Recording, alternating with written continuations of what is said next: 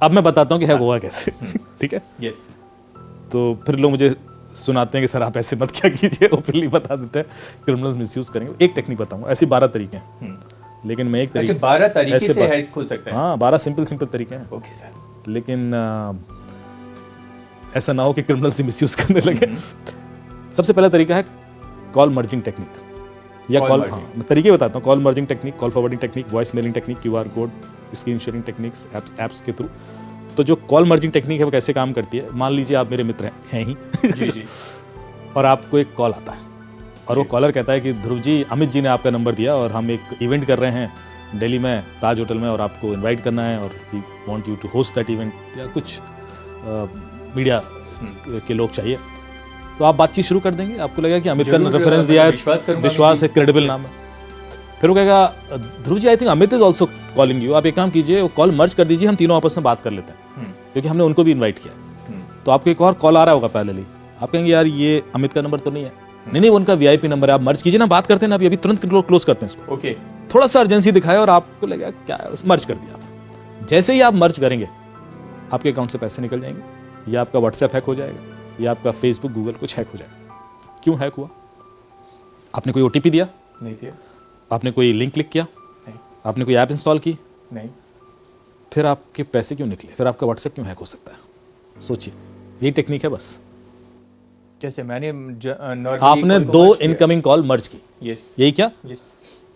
Challenge ये था कि दोनों इनकमिंग कॉल अननोन नंबर से थी, इसमें से एक भी नंबर आपके फोन में सेव नहीं था। बिल्कुल करेक्ट, Yes. ये वाला भी अननोन था, वो भी अननोन था। यस। बस यही नहीं करना है। ये जो दूसरा कॉल आपको आया वो ओटीपी का कॉल था। आजकल सारे ओटीपीज कॉल पे आते हैं। ओके, जो पहले एसएमएस पे आते थे, now you have an option to invite them on call.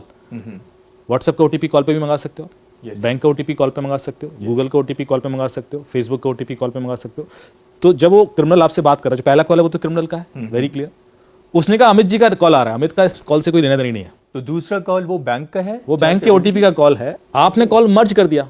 जैसे ही आप कॉल मर्ज करोगे तो क्रिमिनल को ओटीपी सुनाई दे जाएगा। By the time you realize कि यार ये अमित क्या बोल रहा है, तब तक तो वो रेडी है ना अप्लाई करने को, कोड अप्लाई करेगा। ओके, तो आपका ओटीपी ही तोड़ाना है। बिल्कुल।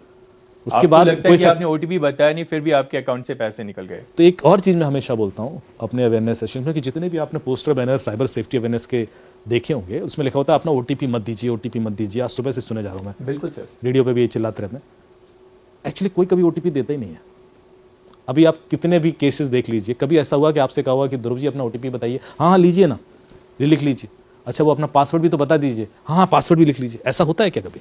नॉर्मली क्या अपना पासवर्ड मत दीजिए, ओटीपी कोई नहीं देता। 99.99% लोग नहीं देते, बहुत ही रेयर होगा जो शायद दे भी दे। ओटीपी एक तरीके से निकाला जाता है, एक कहानी होती है उसके पीछे, और वो कहानी जब तक लोगों को पता नहीं होगी, और वो कहानी सुनना चाहूंगा सर। वो तो निकलता रहेगा। जी बताइए। तो एक बड़ी इंटरेस्टिंग और ओटीपी निकालने की कहानी बताता हूँ। मेरे एक मित्र हैं, वो यूएस से आए हुए थे, यूएस में एक कंपनी में काम करते हैं। लखनऊ में थे, अपनी माता जी को थोड़ा सा तीर्थाटन करा रहे थे, घुमा रहे थे। तो शायद उस दिन उनको दिल्ली आना था, बनारस से लखनऊ आए होंगे और लखनऊ से दिल्ली आ रहे थे। तो फ्लाइट उसमें थे, एयरपोर्ट पर थे। तो उनकी माता जी थोड़ी सी थकान फील कर रही थी और फिर उसके बाद दिल्ली से शायद वापस यूएस का कोई फ्लाइट था उनका।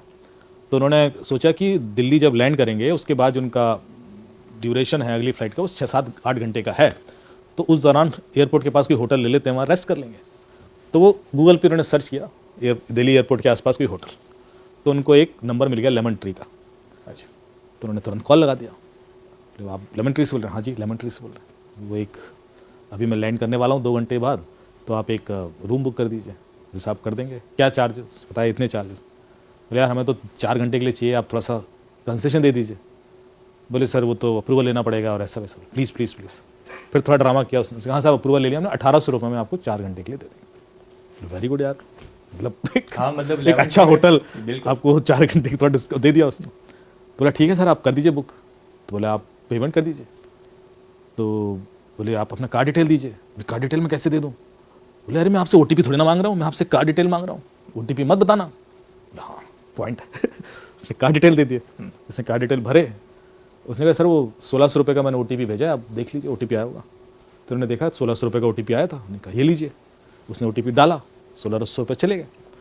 अब वो बंदा बोला ठीक है मुझे बुकिंग नंबर दे दीजिए। बोले सर वो पेमेंट रिफ्लेक्ट नहीं कर रहा है आप। ओके कर ऐसे कैसे हो सकता है, और इधर 1600 रुपए कट और लिए। हमारे अकाउंट से निकल गया, एसएमएस आ गया। बोले पता नहीं सर यहाँ रिफ्लेक्ट नहीं कर रहा है, हमारे अकाउंट में आया नहीं अभी तक। तो थोड़ा बहस होने लगी, यार मैं तो निकल गया और मैं तो ऐसा है, इतने में वो बोर्डिंग अनाउंस हो रही है कि फ्लाइट का, क्योंकि वो टाइमिंग ऐसा है। तो उनको लग रहा है यार क्लोज हो जाए मैटर, तो पहुंचूँ वहाँ पे तो क्लियरिटी हो जाए, वरना फिर वही ड्रामा।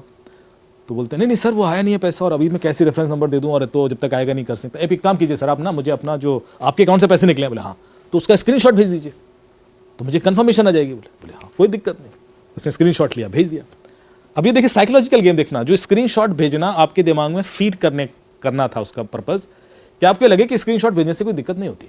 तो आपने स्क्रीनशॉट लिया, भेज दिया, और वो उसने देखा। अब उसका रिएक्शन था, अरे सर यू आर राइट, 1600 रुपए दिए आपने, आपके तो अकाउंट से निकले, अब तो एब्सोल्युटली राइट सर। मतलब कितना इमोशनल। अब आप देखिए, हाँ पूरा हर चीज नोटिस कीजिएगा। तो फिर मेरे अकाउंट में क्यों नहीं दिख रहा है, मतलब कहीं गड़बड़ है सर। आप एक काम कीजिए, हो जाता है कई बार सर ऐसा, आप 1 रुपये और ट्रांसफर कीजिए, क्योंकि कई बार क्या होता है वो पिछला वाला ना क्यू में अटक जाता है। तो 1 रुपये जब निकलेगा तो ये वाला भी एसएमएस आ जाएगा। अब पढ़ा लिखा आदमी है, सब जानते हैं कि ऐसा नहीं होता, लेकिन कम्युनिकेशन इतना डेंस हो चुका है, इंटेंस। तो उन्होंने कहा ठीक है साहब 1 रुपये और कर लेते हैं, 1 रुपये में क्या नुकसान है। तो उसने बोले 1 रुपये का फिर ट्रांजेक्शन किया। बोले सर वो ओटीपी आएगा बता देना। तो इन्होंने देखा तो वो ओटीपी 16,000 रुपये का था। बोले यार ये ओटीपी तो 16,000 का है।